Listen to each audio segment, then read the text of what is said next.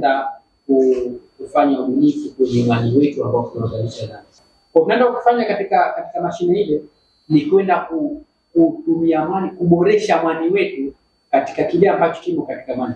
Hususan kuna kitu kinaitwa karatina, sio? Kwa hiyo tukaona hebu twende tukaangalie naweza kufanya kitu gani ambacho naenda kuongezea thamani ule mwani wetu. Lengo ni kuongeza ubora wa mwani, lakini pili ni kuongeza tija. Manake ukiongeza ubora wa mwani naenda kutanua tija, naenda kutanua masoko ya mwani huo ndani na nje ya nchi. Kwa kutanua soko kwa kuongeza ubora, manake faida inaenda kwa nani? Kwa mkulima wa mwani. Lengo kuu ni kwenda kusaidia kupandisha soko la mwani. Na kusipandisha soko la mwani maana ni faida nini? Ni mkulima.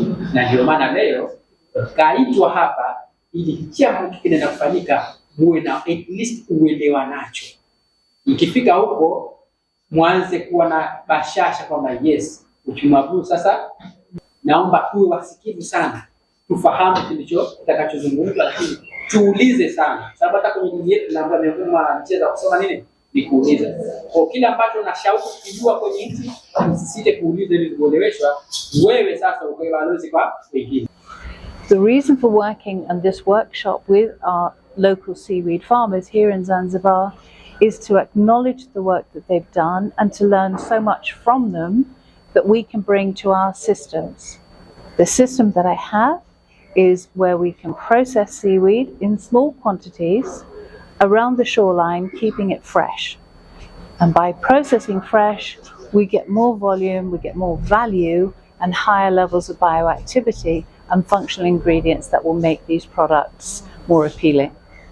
Na tumejikita zaidi kwenye maendeleo ya ufugaji na ukulima wa mazao bahari, na kwenye swala hilo tulianza na utengenezaji wa mpango mkakati wa miaka 13 wa maendeleo ya mazao baharini Zanzibar, lakini katika yale muendelezo wa lile ambalo tulikuwa tunalifanyia kazi kabla ni hii ambayo tumekuja kulifanya sasa hivi. Sasa leo tuko hapa na wakulima wa mwani kutoka maeneo tofauti tofauti ndani ya Zanzibar ili kuhakikisha kwamba tunafanya mazungumzo nao, kuonesha kuna ubunifu mpya ambao tunaweza tukautumia kuweza kuongeza thamani kwenye masuala ya mwani au upatikanaji wa yale madini ambayo yanatumika kutengeza mazao mambo tofauti tofauti, hasa yale yenye ubora mkubwa au yenye thamani kubwa kama vile mambo ya famasia na vipodozi.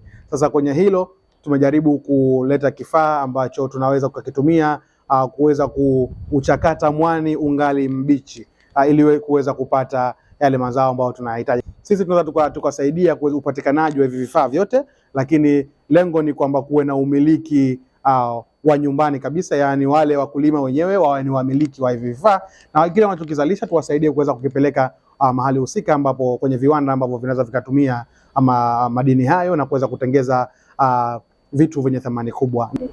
Tunatoa shukurani zote kwa taasisi ya Alga pamoja na taasisi ya Zafiri kwa kutupatia mafunzo ya kujua uelewa wa kuongeza thamani ya zao la mwani, kwa sababu tulikuwa hapo mwanzo hatujui kuwa mwani mbichi una thamani zaidi hata kuliko hata mwani mkavu.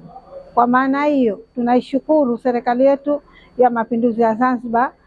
Mafunzo ya leo yametufurahisha sana kwa sababu mwani mbichi ni tatizo kwetu, kwa sababu kipindi cha mvua hata kama tutauvuna basi kuanika kwake inakuwa shida.